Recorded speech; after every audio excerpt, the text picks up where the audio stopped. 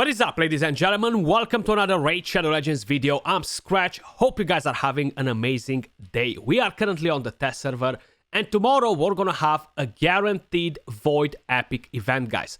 40 Void Shards is definitely very pricey. Now, how I mentioned, I am on the test server, and because that Epic champion is a newly added champion, I actually have it on the test server, and we're gonna take him in for a spin.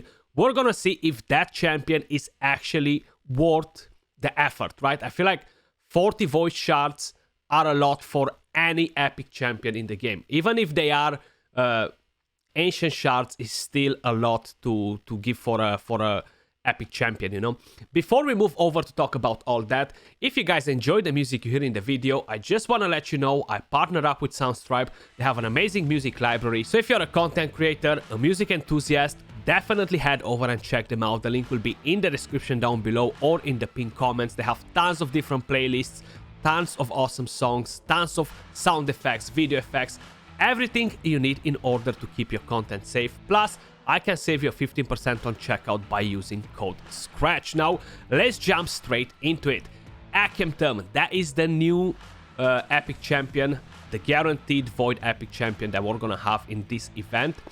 And yes, it's pretty spicy for 40 Voids, man. Like, I already mentioned that. The champion itself looks very solid in terms of poisons, hacks. He could potentially do crazy damage on Hydra. We're gonna check that out. We're gonna see if his passive works in the clan boss. And we're gonna talk about dungeons, Doom Tower bosses, and potentially new content, okay? So, on the A1, attacks one enemy 3 times. Each hit fully booked will have a 50% chance to land a poison debuff for 2 turns. If the target is under a hex debuff, each hit also has a 50% chance of applying a debuff spread effect, taking one random debuff from the target and placing it on all enemies. The A2 attacks all enemies 3 times as well. Each hit will have a 75% chance of increasing the duration of any hex debuffs on enemies by 1 turn. Now, if the enemies are not under a hex debuff, which most probably they won't be because you're not gonna prioritize in using another champion for the hex, each hit will have a 75% chance of placing a hex debuff for 2 turns. The passive has a 100% chance fully booked of inflicting damage from 1 poison debuff to enemies under a hex debuff whenever their allies receive damage from poison debuffs. This is what will make this champion more interesting.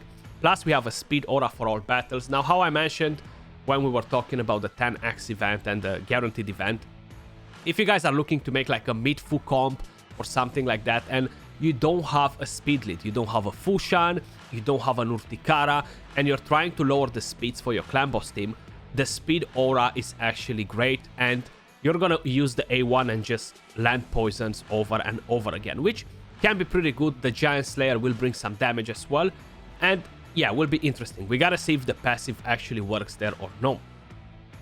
If we're moving over to the build, so I built him in Relentless. We're gonna try him in Hydra, some dungeons, and the whole idea with him is that, yeah, I want him to take as many turns as possible.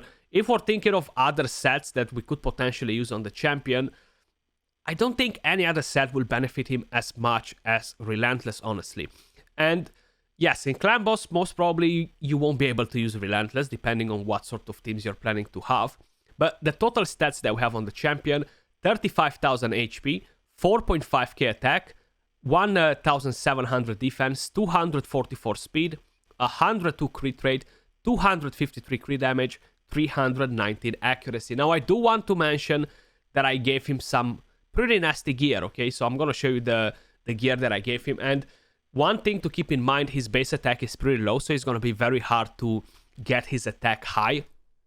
That's what I have. So this is a pretty sexy weapon, pretty sexy helmet, which is not glyphed. The shield is pretty good as well. Crit damage gloves, again, they're very nice. We have the right substats on. I have an attack chest piece, a very nice chest piece, and I have speed boots. And again, I have pretty much the right substats. I wish this would have been attack percentage instead of the flat. That would increase the attack a bit more, but hey, we're gonna make it work with what we have. Then this is the ring right here. Attack ring, crit damage amulet, a very nice one because it's triple attack and accuracy. And I have an accuracy banner, and I don't really have a lot of attack on here. If I would drop the accuracy for attack, yeah, but the whole idea is we want him to land the debuffs. If no, he's just another champion that will probably do average damage, I would think. In terms of masteries, guys, I went with offense and support tree. I really want him to have a higher chance to land the poisons, a higher chance to land the hacks, to have the master hexer as well, to have a bit of a chance to increase the duration of all the debuffs.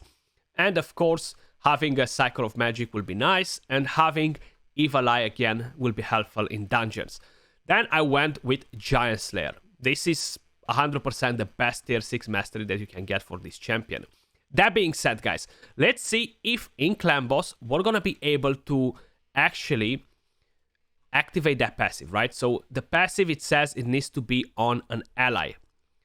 So if it's not gonna be with allies from the opponents, it might not proc the poison. So since the Clan Boss is a single boss, he has no allies, it might not work.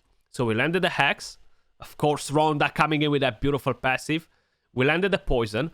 So right now, when the Clan Boss will hit us or will take damage, that poison should activate, like, because of the passive, you know? It might not happen. So I'm going to let it go on auto, and we're going to see before the Clan Boss takes his turn what's going to happen. So you see, the passive, it doesn't work in here. That poison stayed on a 1-turn cooldown after the boss took his turn, so that's not going to happen. Now, I don't have increased attack on this team to kind of like generally check what sort of damage he brings in, but we're going to pay a bit of attention at his damage, just as an idea. 19k, 16k, 17k. The Giant Slayer is what will bring most of the damage, and the poisons, of course. It doesn't seem like that skill has high multipliers. What about the A2, once we're going to get that on? So 12,000 is pretty weak sauce damage, I would say. But how I mentioned, I don't have increased attack. I didn't have defense down just there, unfortunately. So I should actually try to manual a couple of turns maybe. But we have defense down now. Extra turns, beautiful. 15k, 15k, 14k. So the actual damage is not crazy, considering that I have pretty decent stats on him. They're not broken stats, but they're pretty good. So the passive doesn't work on the Clan Boss. If you would want to use the champion on the Clan Boss, will mainly be because of all the poisons, right? That will bring in a lot of damage. So that's one thing to keep in mind. With the A1, he's actually pretty good on landing the poisons.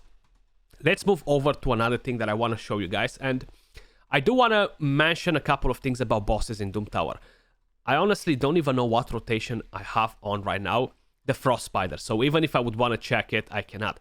I think he could potentially be good on the Eternal Dragon because the boss has 3 minions next to it. So the poisons could potentially bring in some decent damage. I think he could potentially be good on Faction Wars, 100%. But the main thing that I want to cover is we have this new dungeon coming out, right?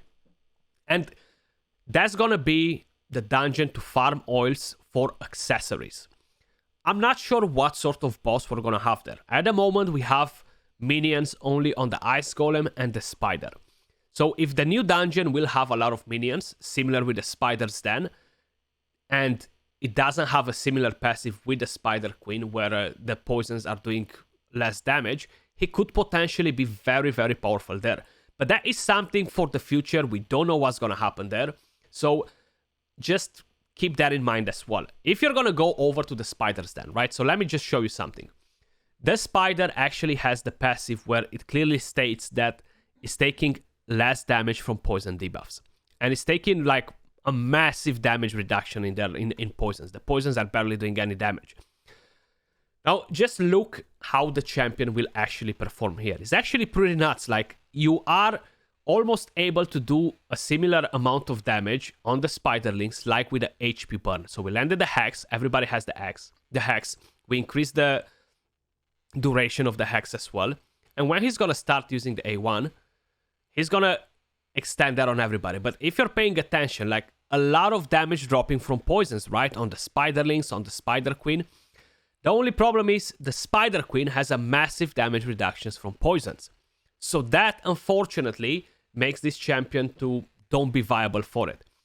If the Spider Queen would not have that passive, it would actually be sick, because we would have a different strategy, similar with the HP burn, but instead with poisons. Like, spreading all the debuffs to the spiderlings is nice. All of them, they got poisons. I'm very curious to know if the next dungeon will be something similar with the spiders then. Maybe we'll have tons of spiderlings as well, tons of minions. That could potentially make the champion great. Like, just pay attention on the screen. All the damage proccing from everywhere. The hacks, the poisons. And that's because of his passive, you know? So, it's definitely a pretty solid thing to see that. What I am very curious to try out is the Hydra Clamp boss. So we got our husks in, let's get Ultimate Death Knight, and we are ready to rumble. Very, very curious to see his damage in here, guys. I changed my mind with Ultimate Death Knight, guys. I'm gonna bring Krisk just to have increased speed and decreased speed. That will allow me to make sure everybody rotates a bit more, and if the heads are dead, I'm gonna get to spread the poison on everybody, and just to show you kind of like how is gonna work out, you know. Of course, you can bring in a different champion for increased speed, decreased speed. So right now, the Head of Torment, it got a weak hit from Ugo, and it doesn't have defense down or anything like that. So we're gonna go with the Hex first, and then I'm gonna use the A1 to try and spread some of the debuffs to the Head of Torment as well. So let's bring in our nukes. I'm very curious to see if he will out-damage one of my husks. If he will do that, that will make him actually pretty solid for Hydra, you know. So let's try to land some poisons. We landed 2 poisons in there. Then we're gonna slowly try to spread them around. We're gonna try to provoke the Head of Decay. One thing to keep in mind, you wanna make sure you're not landing too many debuffs on the head, because you're not gonna be able to control it with provoke after, if it has too many debuffs already, you know. Which it might happen pretty soon. Okay, so we haven't managed to provoke him. That's fine. Let's focus on the head of Mischief. So we spread some debuffs from there as well, which is nice. And I'm not gonna let it go on auto, because you know it's no smart AI. A lot of bad things can happen in here. I wish I would have kept that cleanse from Ugo just to get rid of that fear. But hey, bad decision. That was a bad decision. We provoked. And let's try to land some decreased speed. Hex, we got feared. And the Head of Mischief decided to be annoying there, unfortunately. It's fine, because he's gonna attempt to spread the debuffs now, and he's not gonna have the chance to do it. We managed to provoke again. We're gonna keep the provoke from Chris for the next turn. And let's go and hit somebody else in there. I cannot land the Hex right now, but after I can spread it to the Head of Mischief Tour, is a pretty good chance to do it. Considering that he only has 1 debuff at the moment, I'm actually gonna wait a bit longer with it. We landed some more poisons there. That's good, because he can get damaged by poisons, and that will help us to kill the Head of Decay faster. Since we can control it with provokes, it's actually not as annoying as it used to be. That definitely makes quite a bit of a difference. I'm not gonna use the enemy max HP hit just yet, because I want to land that defense down on the Head of Mischief too. So let's increase the duration of Veil and everything else, just to be spot on. So we landed that. You see, that's one thing to keep in mind, because the Head of Rat will get hit so many times by the Akemtum that it can put us in a pretty bad spot if he has increased attack, and if he's gonna smash us with the damage, you know. So we're gonna keep this for another turn here, and then I'm gonna try to use the enemy max HP on the other husk, and hopefully he's gonna die when we're hitting the Head of Rat, you know. Oh, actually he didn't. We didn't seem to be doing enough damage on it for some reason. But again, we can go with this. That reflect damage can be a bit annoying. Okay, so we managed to stay on top there. Should we attempt to use this skill? No, because actually I have the provoke from Krisk. We should be able to cut on that. And we're gonna attempt to provoke with husks as well, just in case, if Krisk is not gonna get his turn, but he should be able to get his turn. Beautiful. So we got that increased speed. Increased speed is gonna help us quite a bit. Let's focus on the Head of Mischief. We want to get that Bastardo down, because he's so annoying. So annoying. And maybe we can spread the leech, that can help our damage dealers a bit too, but not as powerful as in Clan Boss though. So there we go. Yeah, we actually managed to heal back for quite a bit. Let's revive. That reflect damage, it can be nasty though. So I think the Head of Mischief is about to devour my champion if I'm not killing it now. Okay, so I've done that. He's not gonna be able to do it. I really want to kill all these heads as fast as possible to have them all dead, and then we're really gonna see the potential of poisons. Like, a lot of times I'm using Tomb Lord on my Hydra team just because of the poisons, decrease speed, defense down, decrease attack, and it's actually working amazing. Those poisons are coming in as a clutch on the Head of Suffering, the Head of Decay, the Head of Blight, because they are not immune to poison. So we're gonna try to spread what we can on the rest of the head. So we landed the hacks on everybody. I'm just hoping that I'm gonna be fast enough. Let's try to land some decreased speed. Okay, so this is coming back, the Head of Blight. Okay, let's do it. Do we have any poisons anywhere? We don't, because we attacked the head and that was the first one to come back. Okay, so we spread the decreased speed from there. The debuff spread is actually pretty good too. We just want to make sure we're keeping some of these heads dead, so we can actually do our magic, you know?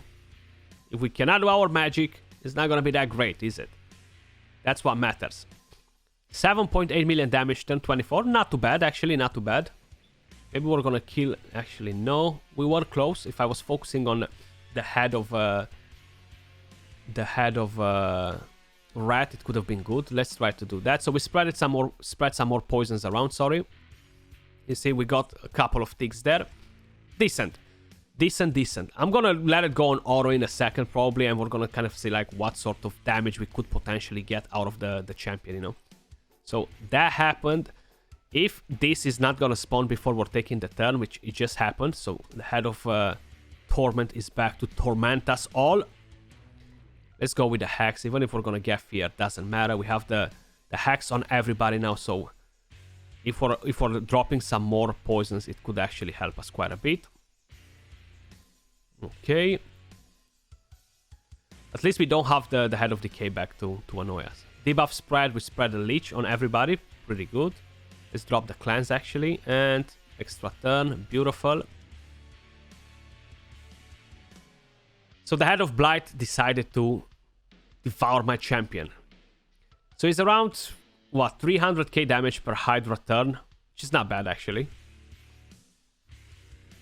A1, debuff spread, okay, no poisons there.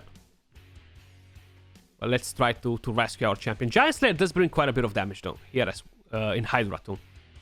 Especially with the AoE skill, you know, that's another thing that would make the champion pretty good. The Giant Slayer AoE, like this skill, bang, bang, bang, you know, it brings a bit of damage, landing the hacks. So I'm gonna let it go on auto, guys. The AI is not gonna be as smart. Each one of the champions that probably kind of like use their skills quite a bit, so we're gonna get to see as an idea what sort of damage we could expect out of it, you know. The good part is that now we can actually focus the Head of Mischief if needed, because he's under a hex debuff, and the champion is gonna spread it even more. So if the Head of Mischief decides to devour one of our champions, we're still gonna be fine. You see, he didn't even have to attack the Head of Mischief, because he spread the debuff of he spread a hex debuff, sorry, and it went up from 1 turn to 2 turns, which was helpful. And now again the A3, so many red numbers everywhere because of the hex as well. Okay, I feel like he should be doing a pretty decent amount of damage.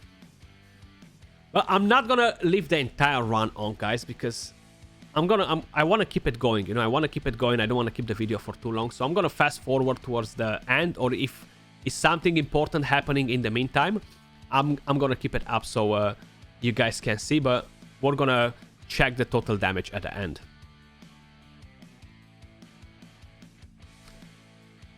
So how you can see, he actually landed quite a few poisons on everyone. I'm actually gonna stop the run here because it's been going for quite a bit. My husks, they do seem to have a slightly better RNG on the relentless procs. So I'm very curious to kind of like see the results at the end. But there we go. The new champion, and let's kind of like do our final conclusion. Is this champion actually worth the 40 void shards? So if we're actually paying attention, surprisingly, we have Akemtum with 16.8 million damage out of the 48. And then we have Husks with 14.4 and 12. Now I'm actually very surprised that it dealt more damage than both of them, because they really had better RNG on the relentless procs. And 16.8 million damage is actually very, very impressive. Now, moving over to the final conclusion, guys. This champion is costing you 40 void shards. And yes, at the moment, you can definitely get quite a bit of value from him on the Hydra Clamp boss. There's not really much else that you can really do with him that really stands out compared to other epic champions that we have in the game. Considering for the future content, how I mentioned the new dungeon, we're not sure how it's going to be. If he's gonna work something similar with the spiders, then he could potentially be interesting with the poisons. But my final conclusion is that this champion is not worth it, the 40 void shards. You're gonna get lucky and pull him at some point. If you're not gonna pull him, he's not a champion that is a must on anyone's account. He can be replaced by husks or other damage dealers for Hydra, so it's not a game changer. Let me know your thoughts in the comments down below as well, guys. I'm curious to know your opinion. What do you think about the event? If he was probably valued at around 20 epic 20 void shards, I would say that yes, is actually a pretty good value for that. But at 40, I really think not only that is overpriced, but he's not a must-have champion at the moment. That was all for this video. Much love, appreciate all of you guys watching, and I'll catch you all soon in the next one. Peace.